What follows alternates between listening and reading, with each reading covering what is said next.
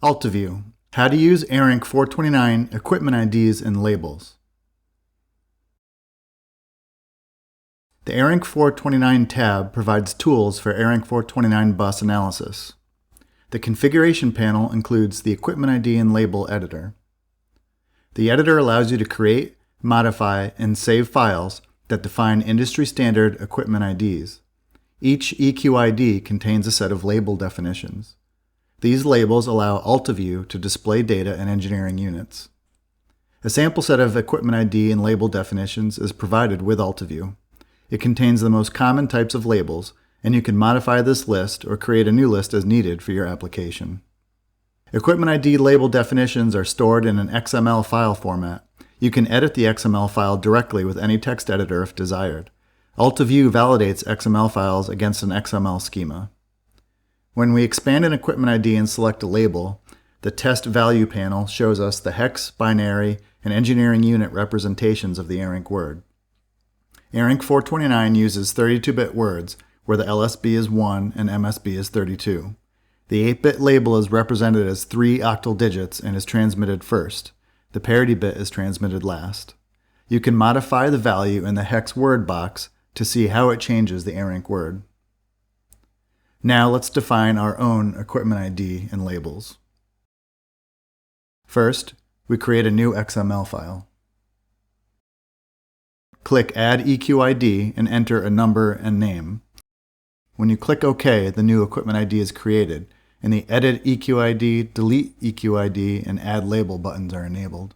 Use the Add Label button to add labels to your equipment ID. The minimum and maximum transmit interval fields are for information only. These are not used by AltaView to limit label timing. When we select our label, this enables Edit Label, Delete Label, and several buttons to add fields. A label can use a key field, but more often uses one or more of the standard fields: BCD or binary coded decimal values, BNR or binary values, and COD or coded bits to represent discrete bits. Let's add a BNR or binary field to our label called Range to Target with units of meters. We define the start bit, number of significant bits, and resolution in bits. Note that we have a signed binary value, so the full-scale range can be positive or negative.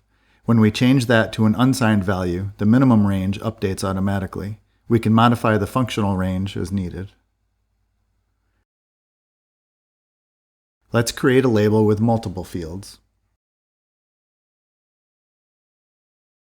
We'll use a BCD to create a field called Degrees with 9 bits, from bit 29 to bit 21, with a minimum of 0 and a maximum of 180. We'll use another BCD to create a field called Minutes with 12 bits, from bit 20 to bit 9, with a range from 0 to 59.9.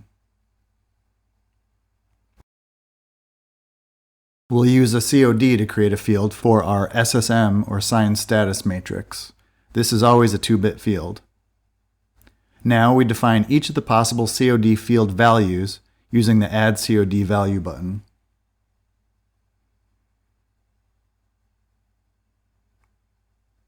Now we have an equipment ID with 2 labels using various fields to represent our data. Let's save the changes to our equipment ID file. The equipment IDs defined here can then be used in the Channel Settings tool. Want to know more? We're happy to help.